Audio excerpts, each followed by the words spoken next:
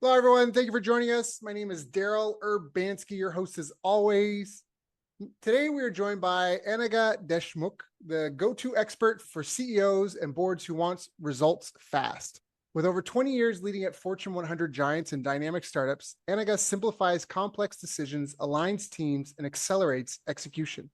Her systems thinking approach spans strategy, governance, innovation, and leadership development globally.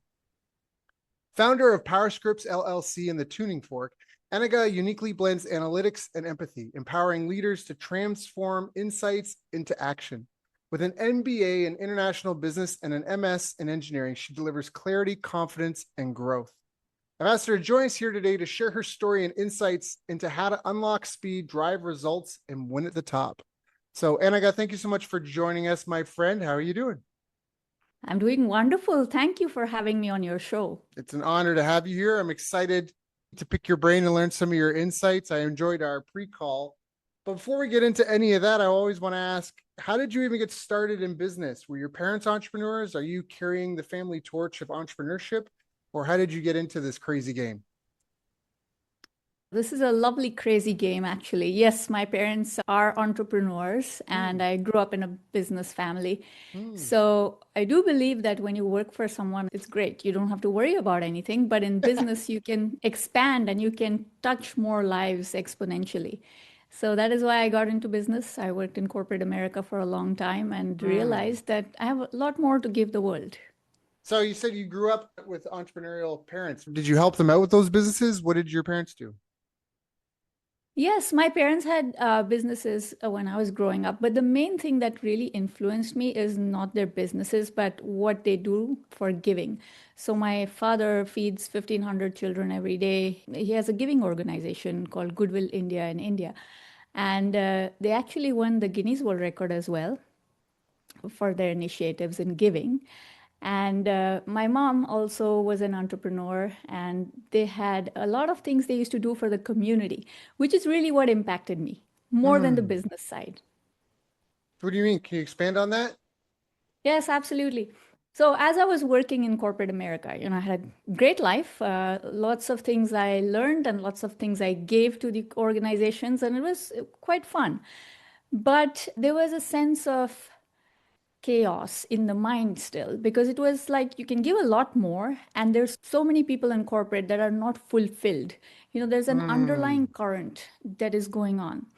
And my mind was always trying to find the root cause. This is one thing my father-in-law taught me. And he also was a CEO of a very big organization. So whenever I'd ask him, give me one thing that you want to teach your grandchildren, he would say, find the root cause. Don't fix the symptom. Hmm. And so I was always looking for, what's the root cause in corporate America? Like, what's going on? Why are all these people unfulfilled? Why are they preparing for board meetings like again and again and again? The same meeting we are having it 17 times. And really, I started to find the root cause, but also I was on a quest to fix it and fix it not with just, bringing in a consultant and doing some studies and exercises and workshops with people, but fix it in a much more profound way that is long lasting, Hmm. right? Eradicate the root cause. And that is how I combined my passion of handwriting analysis, which was really from my grandfather's time. I learned all these things about handwriting and then I pursued it. And then I took my corporate leadership experience, the pain points there, and then the solution was handwriting analysis. So I work with CEOs now and find out really what's stopping their leadership team.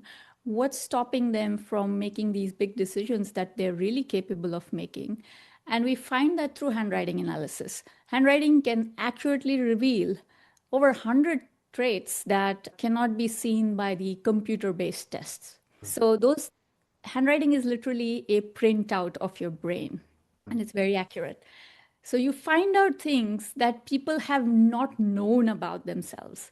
And the beauty of it is that you can fix everything, literally everything. Yes, of course, we can't fix a broken bone, but we can fix so many things with handwriting. And that is how I help CEOs and boards get faster decisions and clarity in thinking. And the results are immediate and they're long lasting. So that is why it's getting so popular now. Hmm. So, all right. So you started off. helping your parents and helping give back to the community. You went to corporate. Now, why did you go to corporate? I mean, did you try having your own business earlier in the beginning? Like when you're helping your parents with their business, did you have your own shot, or I guess you worked with your parents and their businesses, and then you went to school, and then can you walk me through your journey? Oh, yeah, absolutely. Absolutely. So my journey really began. I grew up in India. I went to engineering school in India because mom said that's what you need to do. Never questioned it. Listen to your parents. Went to engineering school, and then I got a scholarship to come to the US to pursue my master's in electrical engineering. It was all paid for, literally everything from airfare and the fees for the master's in electrical engineering, food paid for, everything paid for. There's no questions asked. Why would you not take this opportunity, right? So I took the opportunity. Really, I had one engineering degree, and I was like, that's it. I want to pursue something else in business. But then I got this other opportunity, took it. And then I had a scholarship from Cummins College of Engineering for Women, the engineering school that was sponsored. I don't know if you know them, they make engines. So Cummins Corporation really sponsored our engineering college in India. So they would bring 3 women to the US and they would sponsor everything for them. And actually, I also got married into the Cummins family, literal sense. I've been married to my husband. We've been together for 25 years. And Congratulations. thank you. Thank you. When I came to the US, I ended up working for Cummins because they gave me an offer, and it was, they've done so much for me, so why would I not work for them? So that was just, going with the flow. You came here to do your master's, got an offer, work with Cummins as something of gratitude. You've given all this to me. Why would I not give it back to you? So I started working there, and then obviously Cummins treated me really well. They gave me many opportunities in different functional areas to see what I like. And I got these opportunities were very fun. They were something that every senior executive would also aspire for, going from portfolio management to learning Six Sigma to learning about supply chain and leading so many initiatives one after the other. Every 8 months they exposed me to more and more things in the organization. So it was very fun. And then I moved to a couple of other organizations after that. So that is my journey. And then you decided to go it on your own. Yes, my very last job was vice president of engineering and marketing, more so in product management. And, I traveled a lot, became a million miler, and saw everything there is in corporate America, learned processes, learned what is there in engineering, program management, this, that. The problems are the same, every board member is preparing for the board meeting, and every CEO is having their executives prepare for the board meeting, and really it trickles down all the way to the grassroots. So let's say a CEO is preparing for something on a Sunday afternoon. He's calling 10 people. Hey, what are the numbers? What are the numbers? Their people are calling their people, and their people are calling their teams. And in a literal sense, it trickles down all the way and affects even the children of the families that are working for that organization. So I had to find a solution and really eradicate this root cause that causes all the stress. And of course, yes, there are many training programs. They will tell you to do this a certain way, that a certain way. But then you forget what they taught you after like a month or two. And it was one concept they taught you. You tried to hold on to it. It became something in your organizational culture, but then people forgot about it. So this thing with handwriting is much deeper. What it does is it builds confidence in the minds of the executives. It tells them where they're held up. Some executives have fear of failure. Some have fear of success. Some have things like procrastination. People talk about fear of failure, but think about this. Fear of success is also as big Very as fear real. of failure. Yeah, because it's a new existence. So there's new Yeah, pressures and new demands and possibly a lack of freedoms you enjoy right now due to responsibilities. So I agree with that exactly. 100%. So how did you get what's your relationship with handwriting? You said your grandfather got you involved with it? Yeah, my grandfather actually worked for the British. When the British ruled India, my grandfather worked for the British. And he had amazing handwriting. He never told me who taught him that, school or anything, but he had amazing handwriting. And the British displayed his handwriting on their board saying, this is what great handwriting looks like. And when I was young, my parents kept me with my grandparents. So my grandparents took care of me till I was, I think, 3 or 4 years old. And then my grandfather and we were separated. So he wrote letters to me. He lived in another state and I lived in another state. And back then we didn't have WhatsApp or, we didn't have Facebook or text messaging. So he wrote these traditional letters to me. And most of his letters, I still have them, they talk about handwriting. Okay. Really? And so to me, my grandfather is the most favorite person in the world. What does he talk about? Handwriting. That means I should have good handwriting. So I always enjoyed handwriting because it was something that brought I together in an emotional sense, literal sense as well. And everyone gifted me pens, and I have a huge collection of fountain pens ever since then. And then fountain pens, then actual jewelry. That sounds like my household. We have stationery collections. Yeah. So, okay. And from there, I just started learning more and more about handwriting. And I'll tell you the funniest story here is engineering school. So I went to engineering school and I discovered, okay, when you write something, you remember it. So engineering school in India, I went to control systems engineering to do my bachelor's in control systems. And before the exams, you have 1 month to prepare for the exams. All these textbooks and all these things, question papers, and which chapter are you going to read first, this one or that one? So what I did is I knew the pen and the paper records everything in the brain. So I took my beautiful fountain pens, got very high quality paper. I took all these question papers from, all the years, and I wrote the answers down, like to every question paper. I would look at 3 textbooks and write down the answers. So that is how I spent my 1 month. And then when I got a scholarship to come to the US, I took all those bundles of each subject and I gave it to somebody in the college because I didn't want to throw it away. It was so organized and it had so many subjects and it was like cool. So many pens. Yeah. Yeah. So I just gave it to someone because I was not prepared for coming to the US. It just all happened very suddenly. And then after 10 to 15 years, people started coming to me and saying, oh, we just discovered those notes in the library, those are yours.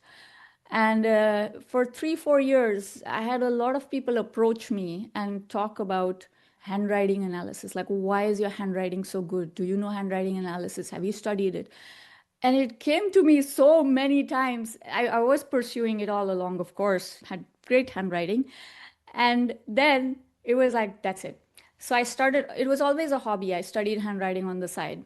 But when I went to corporate America, it was like, I have to bring a tool here to fix everything that's broken, something that is more deeper. And that is how things happened. I got it. I love it. I love it. Now, what about some people that think it's kind of wooey woo-foo handwriting analysis? What do you say to the detractors? Somebody's. Oh, absolutely. Actually, there are more detractors than believers. So 95% of the people I talk to, they're like, yeah, another thing like astrology. I don't know how accurate this is. So they're all very skeptical. But then when they actually get their analysis done, what they find is so deep that they are mind blown. There has not been one person who has come to me and not had an aha moment. So what blows their mind is you can tell all the health conditions, literally pain in your left leg or right leg. Do you have blood pressure issues or thyroid issues? You can find out everything just from handwriting. And that is kind of a breakthrough moment for people when they're like, how do you know I'm taking all these medications? So how do you know this happened to me? How do you know I had cancer? You looked me up online, didn't you? And I'm going, I smile and they know I did not look at them online. This is from their handwriting. So that is what really pivots people's minds. But I do tell them, when you're listening to this, when you're uncovering about your mind, don't, their mind goes into, is this accurate? Is this not? Is this accurate? Is this not? Yeah, this is accurate, what you found out. So actually, it's not like to test the handwriting analysis. It is to find out what you don't know about yourself. So I tell them, whatever you think is not accurate is actually where you want to focus. because that is the part you did not know about yourself. And let's dig deeper into it and let's find out why that happened. So that is really the beauty of handwriting, that you find out things that you did not know that were there and that was holding you back. And once you just cut off those chains, people literally propel forward so fast, they skyrocket. I had a person from Trinidad who came to me, and she didn't have a job for 15 years. She started working with us, and she got a job in 6 days without applying anywhere. 6 days. And this is true story. 6 days. And she got a job as a general manager of a bank. Wow.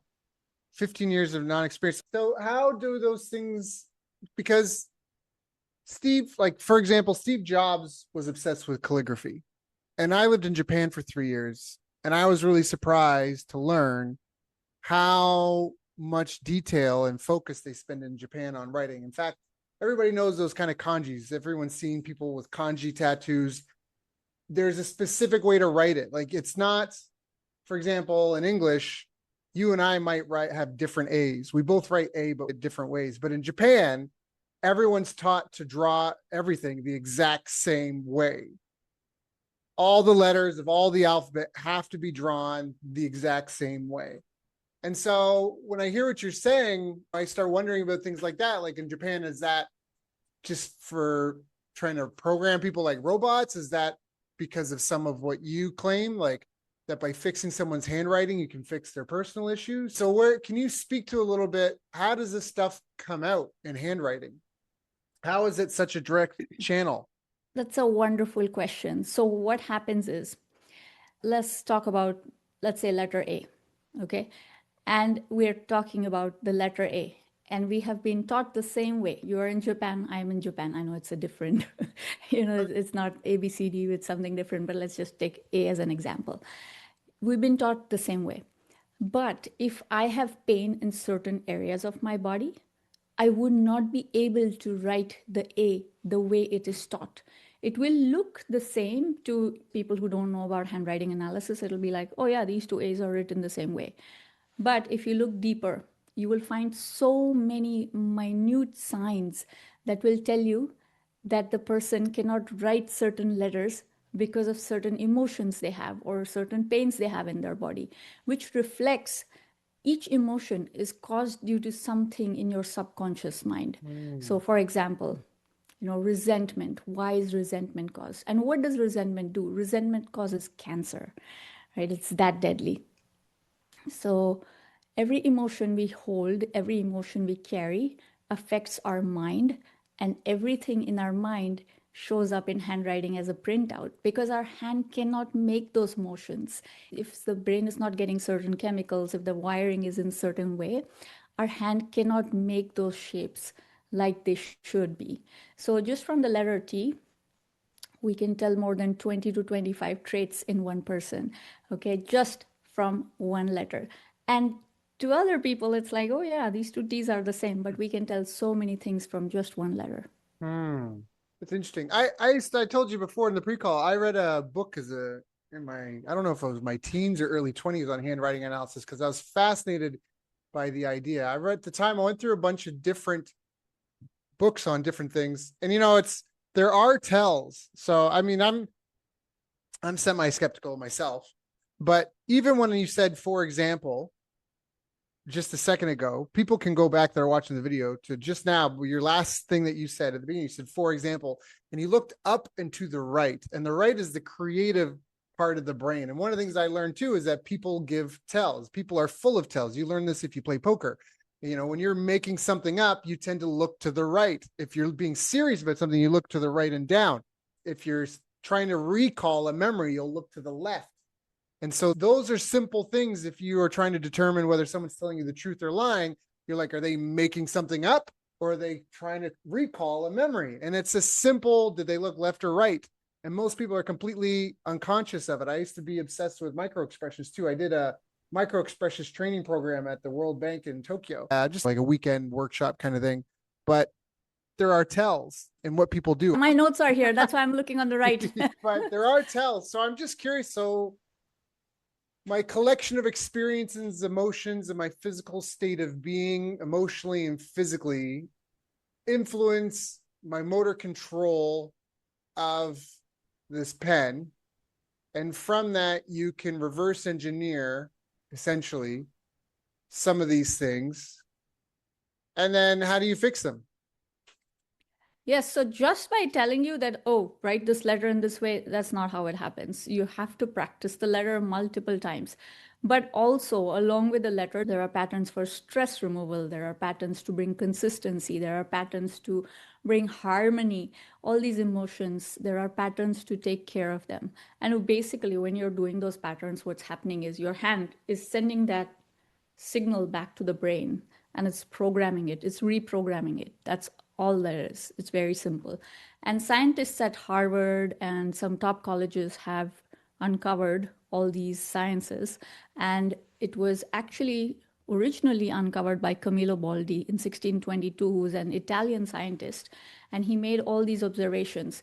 And now it's used in every court of law, literally across the world. Every court of law accepts graphology.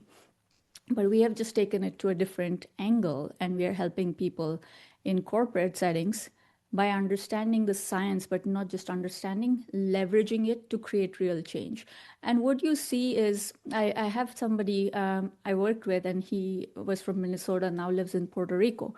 He had a motorcycle accident, and he was driving, he was going for therapy for 2 years, and he said he was in constant pain. He started working with me, and he came to me for his shoulder pain, but I saw cancer in his handwriting. And he said, I just got over cancer treatment. So when I started working with him, he never told me he wanted to work on shoulder pain. But we started working. Then he said, yes, I want to work on shoulder pain. And I told him within 30 days, you should see a big difference. And the second day, he saw a difference. He didn't say anything to me. But then when I asked him for how are things going, send me a review or something, text me, he said, on the second day, my pain was gone. And I've been going to therapy like for the last 1.5 years after my motorcycle accident. I was in constant pain. And he was in awe, like, how does this stop shoulder pain in 2 days? So believe it or not, this is all caused by the brain. It's caused by the brain. Yeah. Okay. So it is all caused by the brain. Some people wonder if we're living in a hologram that our brain reflects. I mean, we can go real deep into that. So he's practicing the patterns, and there's a pattern for. So is there a pattern for everything? Like, is it almost like prescription medicine? Like It is like prescription medicine, and it's not like take your shoulder pain, take this, take this, take that. It's not like that. You really have to find out what's going on in the entire perspective, in a holistic perspective of the person. And the same thing that fixes the leadership issues are the same work that you're going to do is going to fix your health issue. The same thing is going to fix your relationship issue. Okay. So when people do this, they say, oh, well, my business got so many clients. I have an investor in Connecticut who worked with us, and his portfolio tripled in 2 months. And I thought, whoa, it tripled in 2 months, his portfolio. So when people work with us, it's not just the health that improves. It shows up in their business. The first thing they see is in their career, because that's how people measure themselves, right? Then they start seeing things in their health. And then they start seeing things in their relationships. Relationships are last. People talk about them all the time, but really they observe things in their relationships the last.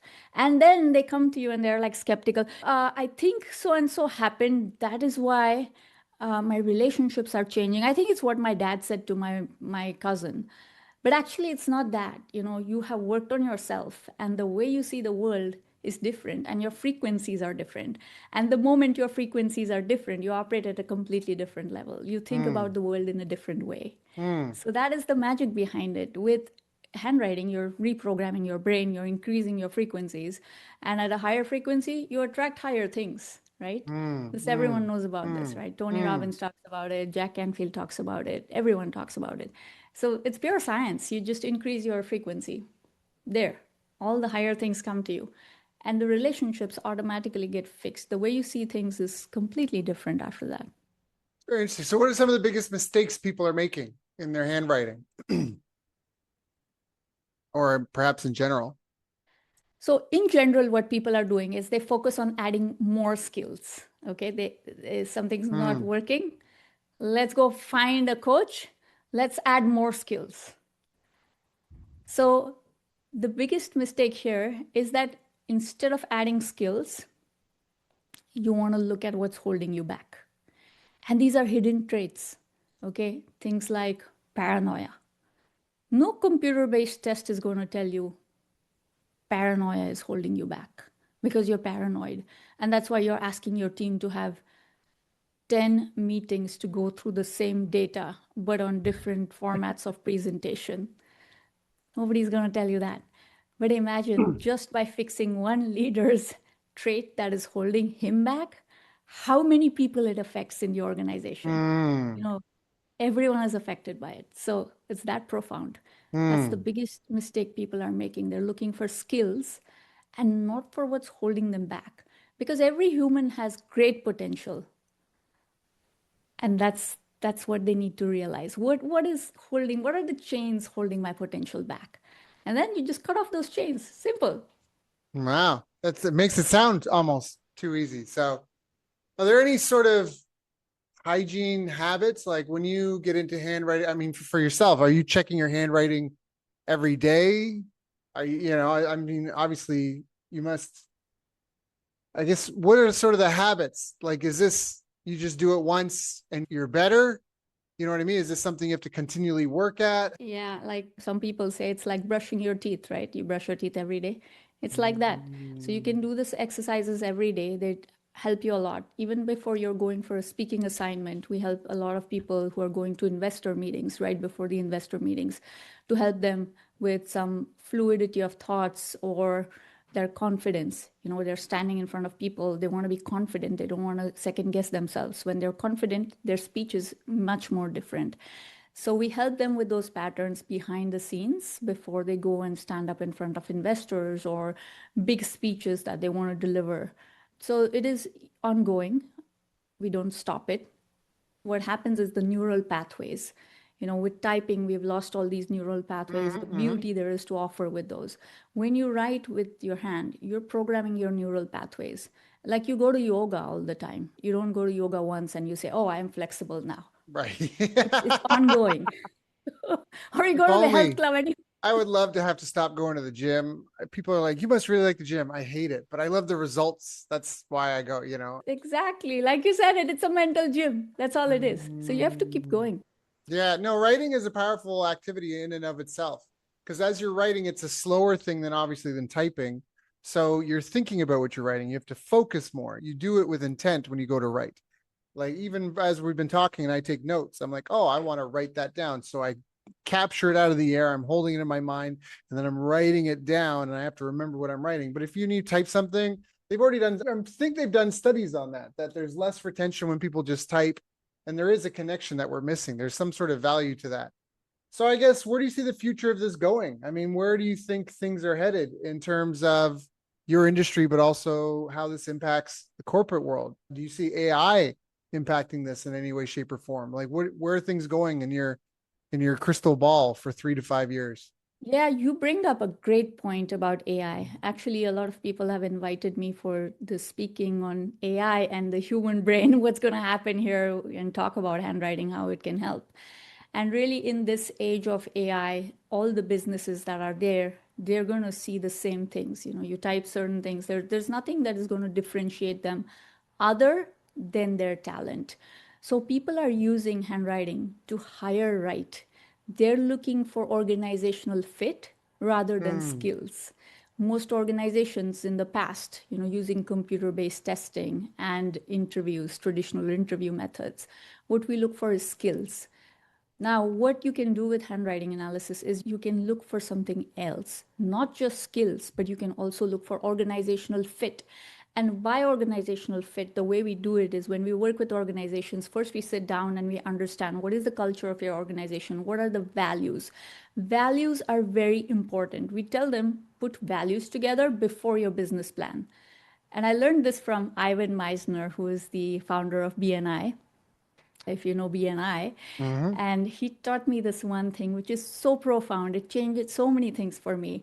That first, work on your values. And that's the same thing we do with organizations. We identify their values. Then we help them hire for those values. Hmm. Basically, what happens is it's a puzzle piece fitting together. When you hire the right candidate with the right organizational fit, what that means is this person is suited for this culture. And you can Mm. tell from handwriting whether this person has these traits that the hiring manager is looking for or not. And of course, that person came there, the resume got filtered because those skills were there. So that is how, in the age of AI, organizations can create differentiation about who they are and hire talent. The real talent is going to differentiate them. It's not Mm. going to be the skills, it's not going to be the data, because AI is going to have the same data all over, after a while. Hmm. But Hmm. what's going to Hmm. truly stand out for the organization is its people. I think that's true. I mean, they've been saying that we don't need humans forever. When tractors came out, we don't need farmers. When calculators came out, we don't need mathematicians. When spreadsheets came out, we don't need accounting departments. When QuickBooks came out, we're not going to need CPAs. And really, all it's been is an evolution of tools. There's been reskilling, retooling. This is, I think, a massive worldwide phenomenon that's unrolling, and it might be less predictable and faster coming. But honestly, for me, I don't see it as anything different. I don't know if you know this, but you can look up videos of the moment sperm and the egg meet online. When the moment the sperm and all these fertility clinics, they're putting sperm and egg together in petri dishes or whatever. And when that happens, there's a literal flash of light. And I didn't know that. And when I found it out and I saw it for myself, I felt impacted by it, because to me, that was proof that we have a spark inside of us. There's a spark inside of you. There's a spark inside of me. We all have our own, like, this little light of mine, I'm going to let it shine. Like, I have a little light inside of me. That's how I started. And I just don't believe that we created intelligence out of sand. Okay. We took sand and made silicone and then made intelligence with computers and AI. But I just don't know if we're doing that. I don't know if that's happening in the server room, if there's like a flash of light and now we have a conscious sentient being, or if we're just really good at creating tools and almost like a very sophisticated search engine. I mean, that's where we're at right now, is that none of this is really creating anything new, unique. It's being trained on insane amounts of data. That doesn't mean that it's got a soul. That doesn't mean it's sentient. And so I fully agree on that the people will always be the differentiator, and the quality of your people and the alignment of your brand. I mean, I'm on a bit of a soapbox here, but I agree with what you said wholeheartedly, in that sense that I don't think we're going to stop driving the bus. I don't think we've built a bus that we're like, you know what? We're just going to lay in the bed and fall asleep and die, and the bus is going to drive itself wherever it wants to go. Like, I just don't see that. That doesn't make any sense to me. I think we're already cyborgs. You and I right now, we're talking from different sides of the planet and using all sorts of things that humans prior to us built. I don't know. I couldn't figure out how to make this mic. I couldn't figure out how to make a fiber optic cable that runs through the ocean to connect us. So when I talk, you can hear it with just a couple of seconds delay. But I just think these are new tools. So I think it's really, really powerful. So you're saying handwriting analysis is a powerful tool to use in recruiting and perhaps even ongoing management team training. That is accurate. Yes, that is the two places we are using it very widely. Even when I am hiring people on our team, I ask them for just write a few lines on why you think this is the best organization for you. And they write beautiful things, but I never look at what is written. I look at their handwriting. I look at whether these people are honest, whether these people can get things done, whether they're loyal. We look at our values. Our business values are respect, integrity. We look at those things. Can this person respect others, or does he have resistance to authoritative figures? So Hmm. we look for those things. And if the values match, then yes, you can fit in our organization. They won't have everything perfect. We look at the values as a filter. Is this something that would benefit a small business owner for the same reason? Absolutely, absolutely. They will they will save so much money in recruitment, and the cycle goes so fast. You don't have to sit and interview every candidate and dig deeper and have discussions and have multiple panels interview them. Before all that, you can just check their handwriting and you can tell exactly what's going on. And then you look at the skills and if that person fits in your organization for values. If that person is a good fit, bring directly to your team, your panel. The thing here is that what happens is on computer-based tests, you find certain things. You hire the person. That person looks very good. He has a high determination. Let's hire him. Or he has a high influencer. Let's hire him as a salesperson. That's about the limit you can go to. But now with handwriting, you can tell if a person is loyal or not. Can you tell that from the other test? Probably not. Mm. Does he have fear of success? Is he honest? Is there integrity? So these things cannot be understood by the traditional tests. And when I'm just going through these handwritings, even for our organization, we get all these handwritings done. We know exactly who to bring in because we are hiring for attitude and values. And then we look at the skills. Does this person have the skills? If not, we will teach him some things that he doesn't have. But when you bring in the right candidate, they thrive. If they fit in your organization, they believe like you do, they believe in serving people. Our organization believes in humility. That's our third value. We believe in serving people honestly and genuinely. When we see that as in a person, he's generous with his time, he's generous with his asset, something more about this person. So we bring them in and then we teach them things that are lacking. If he doesn't have certain one or two skills that are required for the job, we are more than willing to teach him rather than hiring someone in a compromised way who has lack of integrity, which doesn't fit in our values. We know that person won't stay. So what happens is small business owners don't see that. And they go and they spend money hiring that person, training that person, believing in that person, giving that person all your passwords, right? And then, oops, you find out something completely different about this person after 2 months, and that person is not with them. And then the small business owners are so sad because they're small business owners. They don't have a whole bunch of resources to just give away like that. Plus, their time is the biggest resource. They spend so much time with this candidate and they find out something completely different after 2 months. That does not happen. You hire right first time. You save in money, you save your own time, you save so much for even everyone else in your organization by bringing in the right person. If you bring in the person who doesn't have the values of your organization, sometimes the other person stirs the pot and then you don't know what's going on. You don't know. Then you bring in another person, a trainer from outside. Hey, something's going on in my organization. Please try to fix it. And there's a training and there's some workshops that happen. But that is sometimes caused by just one leader. You bring in who fits, it all fits. So how does it work? I mean, do I have to write an essay? Does my team have to write an essay? No, is this fed into a computer? How is it analyzed? Is there like a not an matrix? essay. So in Europe, what they do is this is very commonly used in Europe, in Switzerland and France. They just look at the signature.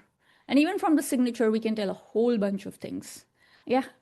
I was actually just 2 weeks ago, I was with my friends in Amsterdam and they use this quite commonly there. What we do here is we give a small paragraph. We have the same paragraph because we have the letters and everything measured there. And our analysts exactly know how many A's are there and how many Z's are there in that pattern. So we give them the paragraph. But certain organizations push back and they say, this is not what we want our people to write. So we just tell them, write why you want this job or tell us about your hobbies.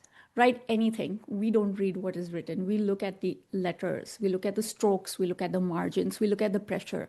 We look at these other things that the general public doesn't see. And then we tell the hiring manager, this is what this person can bring to the table.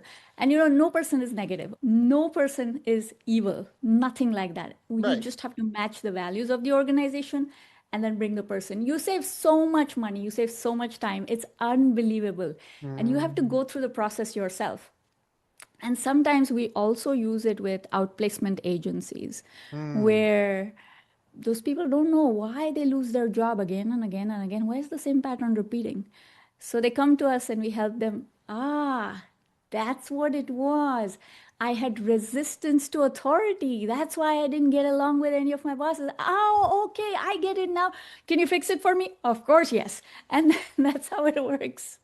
That sounds like a wonderful thing. It's definitely so. How do people, if they're interested, if they're curious, I mean, I'm curious. So if they're curious, what are some of the best ways for them to try it out, to get them, yeah.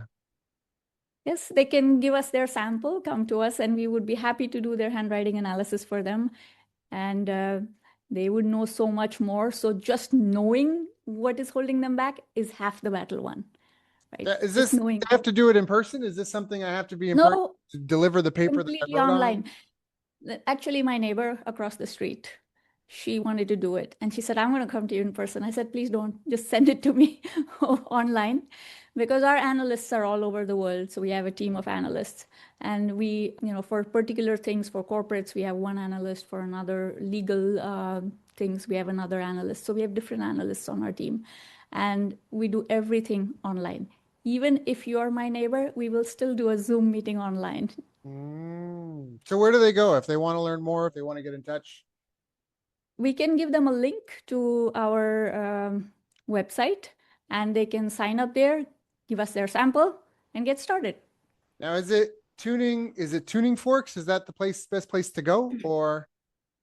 No, it is anaghadeshmukh.com. It is my first name and my last name.com. And they can contact us through that.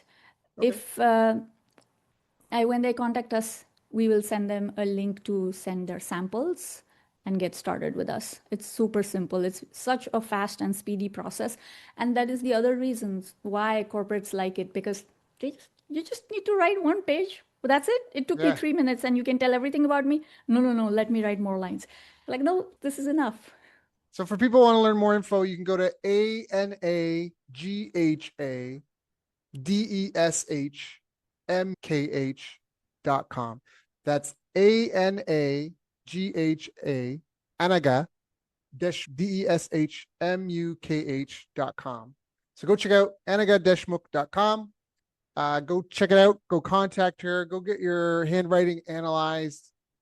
Anagha, this has been a very interesting call. It's rekindled the old interest that I had. Again, like I said, in a long time, and I'm definitely fascinated by the idea. Is there anything I haven't asked you that I should have asked you? Oh, you covered most of the things, That was very thorough. You took a long pause there. I've done like 600 interviews, and you probably took the longest pause out of 600 interviews to like, did he? Let me, like checking notes.